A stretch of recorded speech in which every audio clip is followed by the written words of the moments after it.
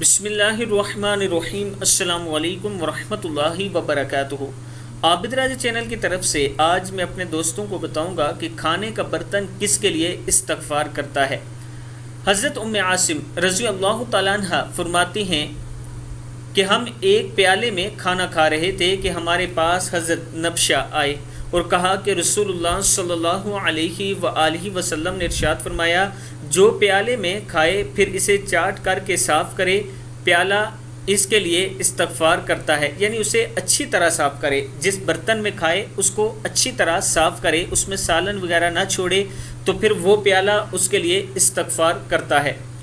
मैं अपने दोस्तों से गुजारिश करूंगा, ये वो छोटे छोटे अमल हैं जो हम डेली कर सकते हैं, और अगर आप इस नीयत से करेंगे कि रसूलुल्लाह सल्लल्लाहु अलैहि व आलिहि वसल्लम ने इसका हुक्म दिया, तो इंशाअल्लाह अल्लाह ताला आपको इसका अजर अज़ीम अता फ़रमाएगा और कल क़यामत के दिन रसूलुल्लाह सल्लल्लाहु अलैहि व आलिहि वसल्लम का पड़ोस अता फ़रमाएगा।